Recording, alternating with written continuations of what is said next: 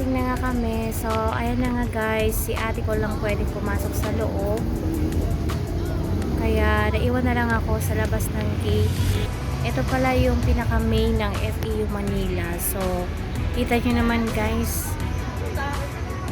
Ang daming tao kasi yung iba dyan ay nag-enroll at nababayad sa tuition fee nila and etc.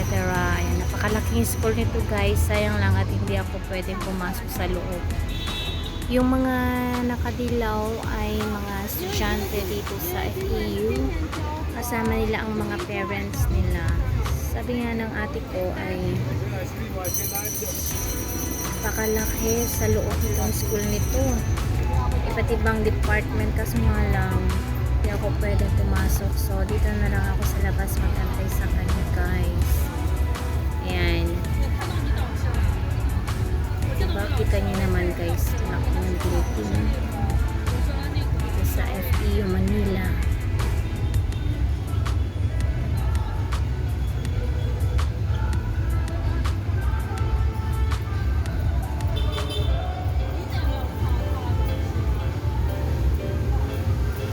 So, ayun na nga guys, nandito kami sa kabilang building at kung saan yung bilihan ng mga uniform ng t-shirt ng FEU.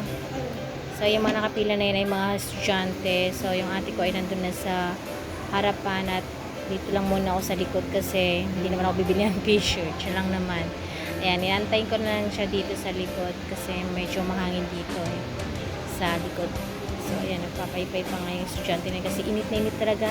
Grabe ang init sa labas, guys. Ayan, o. Daming estudyante. Bibili na sila ng mga uniform nila. So, dito, may CR din dito, guys. Ayun, dito sa may dulo. Then, dito sa may guard. Diyan. Bago ka pumunta dito, ay kailangan mag-picture dyan sa ano nila. Computer. So, bali mahigpit pa dito sa FEU. Iniiwasan pa nila yung mga virus daw, sabi ng ate ko. So, ayan guys, duman muna kami sa Jollibee ng ate ko kasi sobrang gutom na and then nauuhaw na rin kaming dalawa. Ayan, bago kami uwi ay kakain muna kami dito. Ayan. At ako'y mag-order mo ng aming kakainin. So, andun na siya sa table naming dalawa. Inantay na niya ako. So, ayan guys. Kakain muna kami dito sa Jollibee.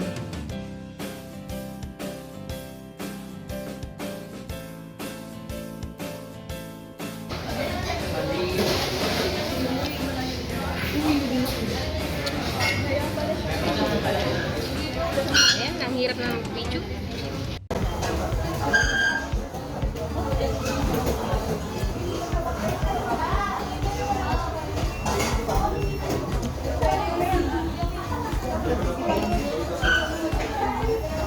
Kusal nga.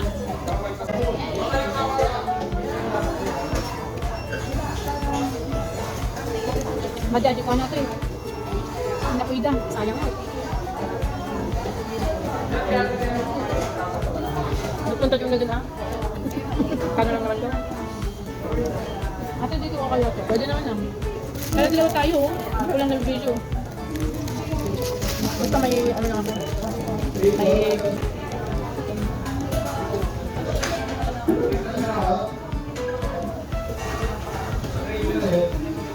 next and next na kasi magpatugal ko. Kaya mapasok ko, may kanin na siya, no?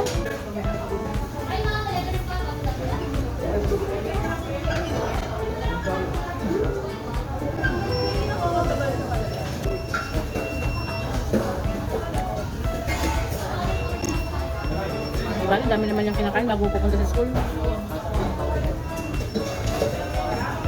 Dami niyang kinakain. Bahay. Ilang kayo yun, sa biyahe pa lang, pagod na. Ikaw kayo. Kaya pagdating mo, lalo na kapag ano, pag marami siyang iniisip na timing, gano'n, nakakagutok mo. Abangunan mo kaya silang tuyo kasi. Baka, pag baker, nakababa yung oras niya. Pupunta pa siya sa ano.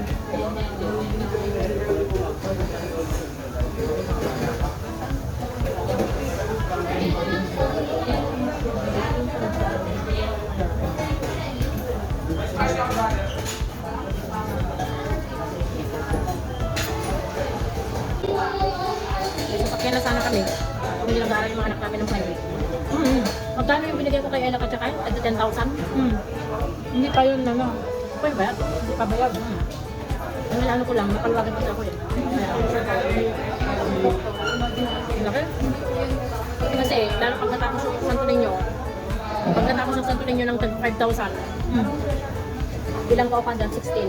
Marabot kami ng monthly na ibibigay ng mga borders, 110,000. Monthly. Tapos yung pension ni Kuya mo, 25K. 25K na yung section niya. Sumasakot pa rin siya. Kada monthly.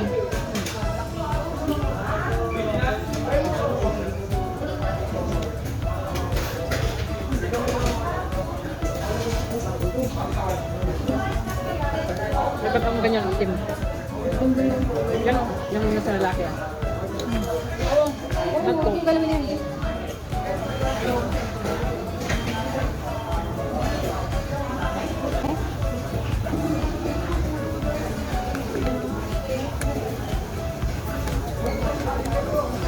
Mabubusog ka na rin dito ang diskalim. Tutulong talaga sa ano. Gusto kong kainin yung papaitan nila sa ano? Hindi kain kayo doon? Nagluto na kaya doon?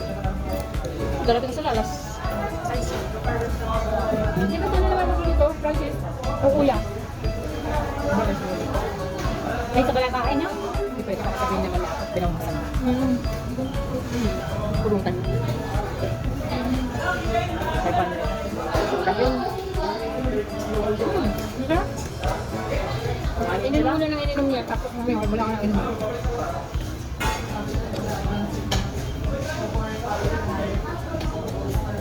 Smiling. Chat siya. Bumalik. Sarap. Magpakaran. Buti na, pinatukaran ng pera. Alam na ni Karen, gusto na naman yan. Hindi mo bayad. Hindi ko na malagay. Hindi nabuo pa. Ay, sumangkorta natin magkatanuhan. Kung manungkorta natin kita, malala ko na. Gusto makukot mo natin. Ay, pupunta ka manda. Maganda ako ito lang. Kaya ako, ang tagal ng fasting. Ang muna yung dialogue yung nag-bend. Muna dialogue yung pa. Mag-linggo ka dito. Mag-push-up yung ano ka. Mag-push-up yan. Pisap natin. Mag-push-up na sa'yo. Eh, alam. Mag-push-up na eh. Ulit naman na ito. Mag-push-up siya. Ito na daw ang kasama niya?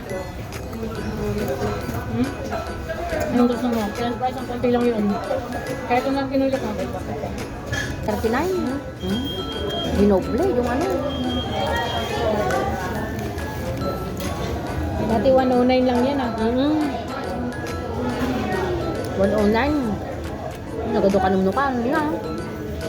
Kunin mo yan ah.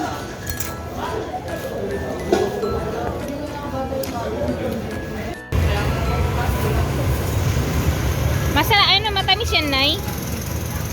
Ayan, ayan. Konting asin lang na yun. Sige, sige. Kalat mo lang siya. Lalaki ng mga santol, oh.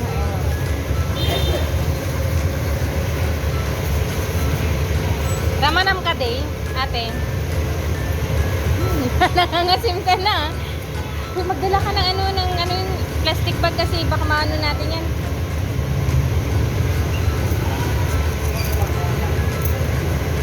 Yan, di 25 lang iso. 20 yung maliit na yun, no? Masarap. Banyak ka pa may sama. Tunakan. Bangkok ba yan, te? Uy, pahinga, te! Eh, nang nauna nang kumain, no? Pahingayin mo yung kalate. Iwain mo na, hindi ko mahawakan. Ang tamis. Sabi ko sa'yo, bumili ka na doon.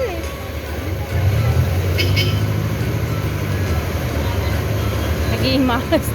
Naklat ka. Kalatapan, umatang kini Erika, dawatin talang gagabi, nakadoon posta. Hindi na, magaling yung santol ko, kila Eric ate, tinawan na. Nakadoon mo ang santol na ano niya. Ano kasi yun? Bangkok.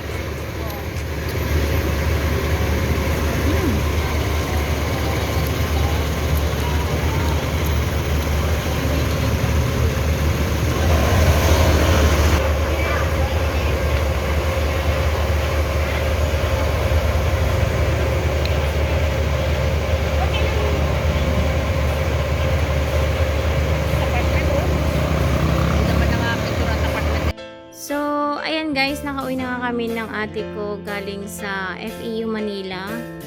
So, pumunta lang kami dito para matikman namin ang kanilang nilutong pulutan na pinapaitang kambing sa So, ayan, no? Kita nyo naman, nauna na siyang tumikim. Oh, masarap kasi yan, guys. Oh, ayan, oh, ang daming laman. Ayan. Tuwa siya kasi nakatingin na siya ng kambing na naman ulit. At saka ito naman sa akin, guys, o 2 silin na lang natira. Kasi ang sarap kasi ng pagkakaluto. Ayan ang mga kadalasan na niluluto ng mga Ilocano kapag gusto nila nga mag-inom, ganyan. Masarap kasi yung pulutan, guys. Ayan, bali nagkakanta na sila dyan, guys. Pero minute ko lang kasi mahirap na masipir na naman tayo. Ayan. Makawork na nga bayaw ng ate ko. Nauna na yung bayaw ko to na nagkumakanta o sa dulo. Ayan. Chill-chill lang sila. Mamaya uwi na rin kami, guys. Yan. Ito si ate, busy-busy na kwento kung ano-ano.